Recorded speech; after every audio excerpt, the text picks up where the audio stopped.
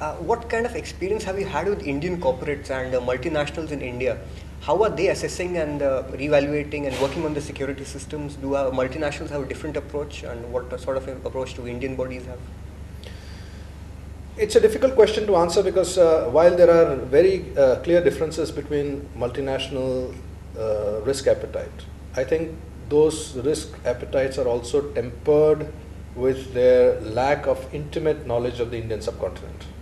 Having said that, there are many Indian corporates which have also been, off the bat, off the mark, off the startup block very fast, and they have cognizantly put in architectures and frameworks which are definitely equal to, if not better than, some of the multinational companies. My sense is that it's not about whether you're multinational or you're Indian. If you are in the top 15, 20 or top 5 of your industry, you are there because you have the ability to spot risks before the horizon, before they come into the horizon, before they come into the radar. That's what has made you competitive. That's what has brought you up to that position in the first place.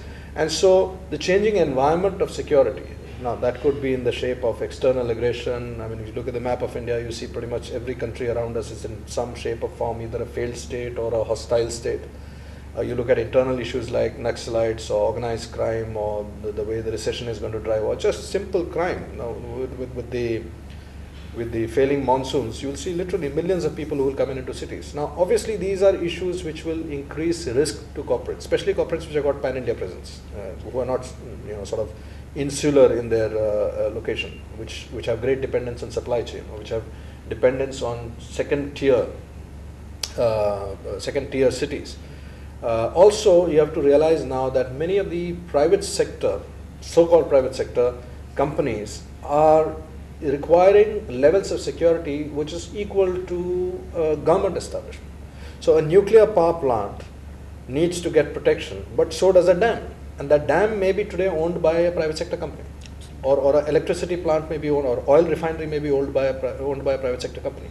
So their quick response teams probably need the same level of training, same level of equipment, whether it's in terms of equipment that allows them to fight during an attack, or the same level of vehicles. Commonwealth Games is a good example. Right. The athletes will be traveling, will be moving from one location to the other, they need to be protected.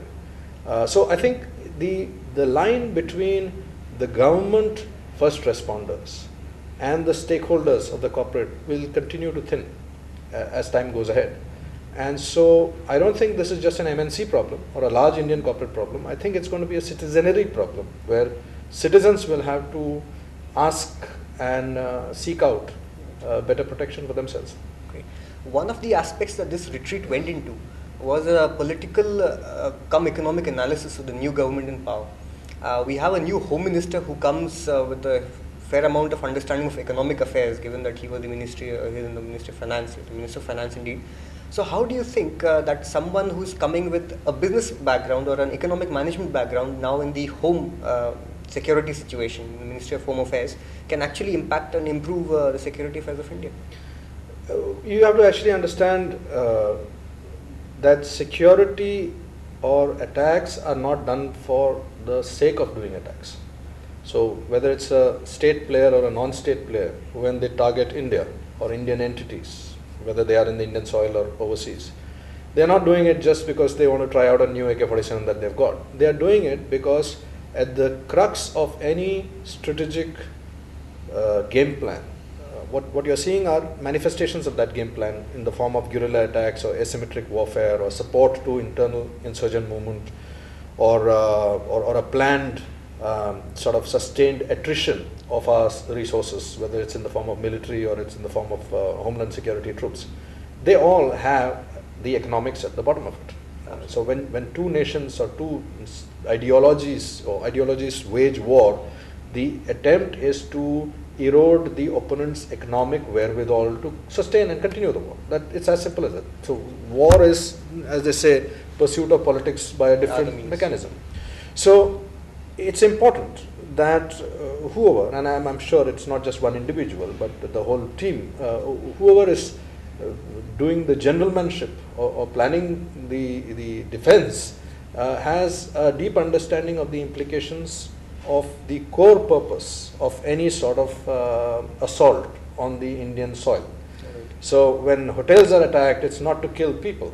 I mean, that's a byproduct, an unfortunate byproduct. The core central aim is to break the backbone of the Indian growth, or to destroy the India growth story.